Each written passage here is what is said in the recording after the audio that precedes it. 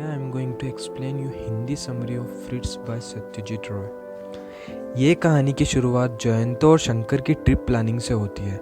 जयंतो जो कि स्टोरी का प्रोटेगोनिस्ट है, वो एज एडिटर वर्क करता है न्यूज़पेपर में, और जो शंकर है वो नरेटर है जिसने ये स्टोरी बनाई है। वो एक स्कूल टीचर है। वो बहुत अच्छे दोस्त हैं और वो लोग अपना टाइम निकाल कर साथ में ट्रिप पर जाने का प्लान बनाते हैं। वो डिसाइड करते हैं कि वो लोग राजस्थान के एक गांव में जाएंगे जिसका नाम बूंदी है। यहाँ पर जयंतो का बचपन बीता है। जयंतो बचपन में अपने पेरेंट्स के साथ यहीं पर रहता था। बूंदी पहुँचने के बाद वो लोग सर्किट हाउस में रुकते हैं जहाँ पर जयंतो का बचपन बीता था। वहाँ पहुँचने के बाद शंकर देखता है कि जयंतो किसी गहरी सोच में डूबा हुआ है। शंकर के पूछने पर जयंतो बताता है कि यहाँ आने के बाद उसके दिमाग में बचपन की पुरानी यादें घूम रही हैं। शंकर को लगता है कि जयंतो उससे कुछ बातें छुपा रहा है क्योंकि वो एक ओवर इमोशनल पर्सन है। वो लोग जब वहाँ इधर उधर घूमते हैं, कंपाउंड में देखते रहते हैं, तो जयंतो को याद आता है कि यहाँ एक लंबा सा ड्यूडर ट्री था। वो उस ट्री को ढूंढते हैं। आखिर उसे वो ट्री कंपाउंड के एक कोने पर दिखाई देता है। जयंतो ट्री की तरफ गौर से देखता है तो उसे ऐसा महसूस होता है कि पहले वो किसी यूरोपियन से मिला था, लेकिन उसे ये नहीं याद कि वो यूरोपियन कौन था। ये बात शंकर को बताता है। अब वो लोग वापस सर्किट हाउस में चले जाते हैं जहाँ दिलवार नाम के कुक ने उनके लिए डिनर बनाया था।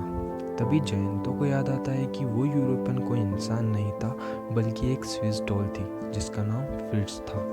वो बताता है कि फ्रिट्स को उसके अंकल स्विट्जरलैंड से खरीद कर लाए थे। उस डॉल को खरीदते टाइम सेलर ने कहा था कि इसको फ्रिट्स के नाम से पुकारे तो ये मूवमेंट करेगी, और टू मूव, अगर उसको मूव करवाना है तो फ्रिट्स के नाम से पुकारे। हंसते हुए ये सेलर ने उसके अंकल को बताया था। जयंतो बताता है कि वो बचपन में फ्रिट्स से बहुत ज़्यादा अटैच्ड हो गया था।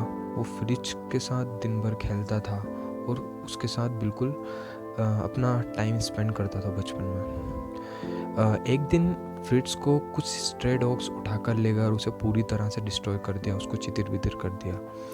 अब जयंतो उदास हो गया और जयंतो ने उसको उसी ड्यूडर ट्री के पास गाड़ दिया था। अब ये लोग बहुत थक चुके थे, इसलिए सोने के लिए बेड पर जाते हैं। लेकिन रात में अचानक उसकी नींद खुलती है, शंकर की नींद खुलती है, और वो देखता है कि जयंतो अपने बेड पर कंफ्यूज बैठा हुआ है। शंकर के पूछने पे वो बताता है कि उसके पर से कोई छोटा सा ऑब्जेक्ट चल कर गया है, लेकिन शंकर उसे कहता है कि ये कोई सपना होगा या वहम। लेकिन जयंतो उसे अपने पीलों पर बने किसी छोटे जानवर के पैरों के निशान बताता है। शंकर उसे कहता है कि वो कोई चूहा या छछूंदर होगी। वो दोनों अब सो जाते हैं। दूसरे दिन वो लोग पास के ही किसी पुराने किले जो कि हिमालय पर हिल्स पर बना है उस पर जाते हैं। वहाँ जयंतो गहरी सोच में डूबा हुआ दिखाई पड़ता है। शंकर के पूछने पर वो बताता है रात में उसके ऊपर कोई जानवर नहीं बल्कि फ्रिट्स चढ़कर गई थी और अपने निशान बनाकर गई थी। वो कहता है कि फ्रिट्स जिंदा है। शंकर उसकी इरेशनल फियर को ख़त्म करने के लिए उससे कहता है क्यों ना एक बार अपन उस जगह को खोद कर देखते हैं जहाँ पर तुमने फ्रिट्स को गाड़ा था, तुम्हारा डर ख़त्म हो जाएगा।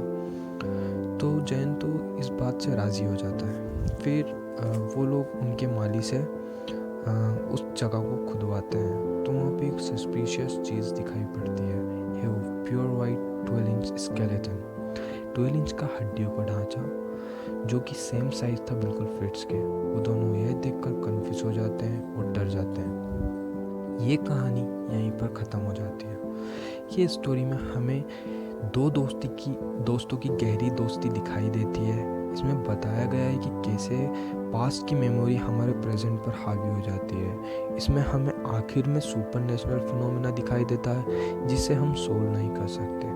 अब ये रीडर्स और व्यूवर्स को डिसाइड करना है कि फ्रिट्स घोस्ट था या सुपर नेचुरल क्रिएचर या फिर वो महज एक डॉल थी। तो ये थी फ्रिट्स की कहानी bye Satyajit Roy.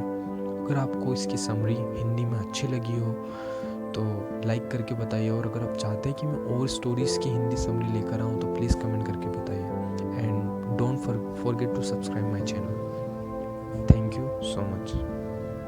Bye bye, take care.